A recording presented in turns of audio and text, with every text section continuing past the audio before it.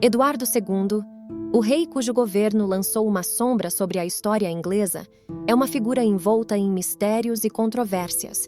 Seu reinado foi uma época marcada por derrotas militares, crises governamentais e conflitos internos.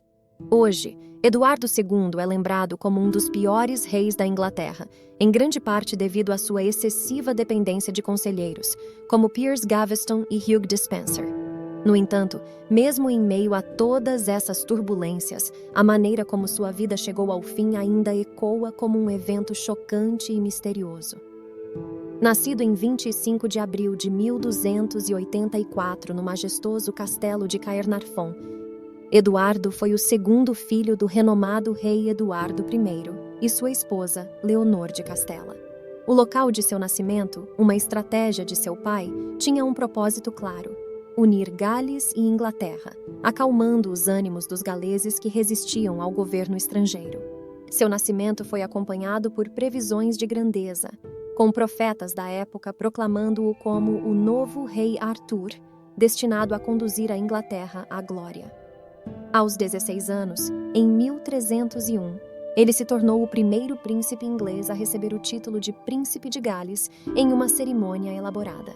Ele foi o primeiro de apenas 2 reis na história da Inglaterra com raízes espanholas e o primeiro a nascer em Gales. No entanto, Eduardo logo se destacaria por sua relação com Piers Gaveston, um jovem que se tornou seu favorito. Tão intensa era a devoção do príncipe por Gaveston que levou muitos a considerarem Eduardo II como homossexual. Ele chegou a pedir a seu pai, Eduardo I, que concedesse um título de nobreza a seu favorito. Esse pedido provocou a ira do rei, que baniu Gaveston da corte para evitar a influência prejudicial sobre seu filho. Após a morte de seu pai, Eduardo ascendeu ao trono em 1307 e imediatamente convocou Gaveston de volta à corte. No entanto, a relação controversa entre eles continuou a ser alvo de escrutínio e críticas. No ano seguinte, o rei se casou com Isabela, que ficaria conhecida como a Loba da França. O casamento produziu 4 filhos, mas Eduardo continuou a favorecer Gaveston, negligenciando sua rainha. Gaveston, em particular, foi agraciado com presentes e títulos, incluindo o título de Conde da Cornualha. Essa preferência exacerbou a tensão entre o rei e os poderosos barões da Inglaterra. Os barões, determinados a libertar o rei da influência de Gaveston, capturaram o jovem rapaz e o mantiveram prisioneiro no castelo de Warwick. Gaveston acabou sendo julgado e condenado à morte. Mas a história não parou por aí. Após a morte de Gaveston, Eduardo II encontrou um novo favorito em Hugh Despenser, desagradando novamente a nobreza ao conceder-lhe terras e títulos. A política externa também estava em crise, com derrotas na Escócia e tensões crescentes com a França. Isabela, a rainha, eventualmente conspirou contra seu marido com o apoio de Roger Mortimer e outros nobres insatisfeitos. Em setembro de 1326, ela invadiu a Inglaterra com um exército e forçou Eduardo II a abdicar em favor de seu filho de 14 anos, Eduardo III.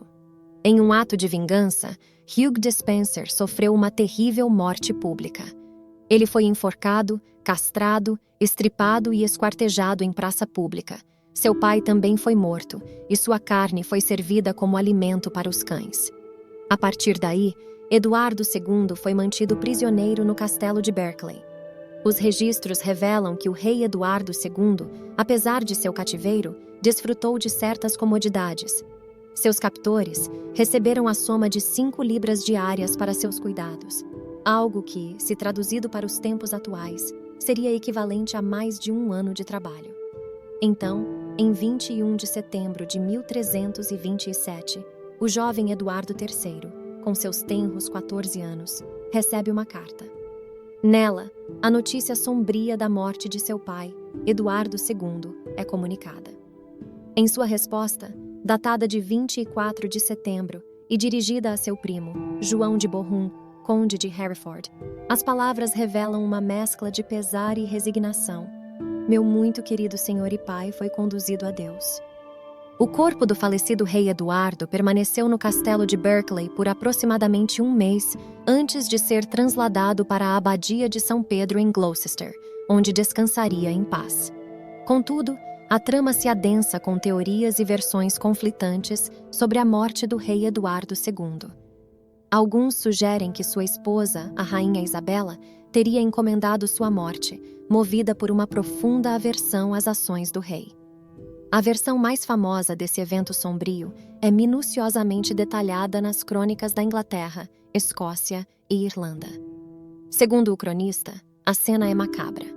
Eles entraram, de repente, uma noite, no quarto onde ele se encontrava deitado e adormecido, e com pesados colchões de penas, ou uma mesa, como alguns escrevem, lançados sobre ele, o mantiveram no chão e, ao mesmo tempo, colocaram em seu ânus um chifre, e através do chifre, eles enfiaram em seu corpo um espeto quente, ou, como dizem alguns, um instrumento de ferro muito quente, que passando por suas entranhas e sendo rolado para frente e para trás, queimou seus intestinos, mas de modo que nenhuma aparência de qualquer ferimento ou ferimento externo pudesse ser percebido.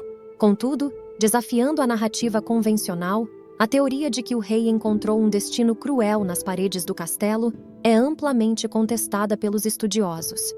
O mistério que envolve a morte de Eduardo é uma sombra que persiste ao longo das páginas da história. Nenhum relato público registrou os eventos finais de sua vida. E se ele foi assassinado, ninguém divulgou qual método foi utilizado, deixando espaço para especulações. Os historiadores divergem sobre as circunstâncias da morte do monarca, sugerindo que causas naturais, doenças, tristeza profunda ou mesmo um fim mais sinistro podem ter sido responsáveis. O conto macabro do espeto quente, mencionado somente por cronistas que viveram muito tempo depois dos acontecimentos, é tão repulsivo quanto memorável. Como uma sombra persistente, essa história atravessou os séculos, mantendo viva a aura de mistério que envolve a partida de Eduardo II.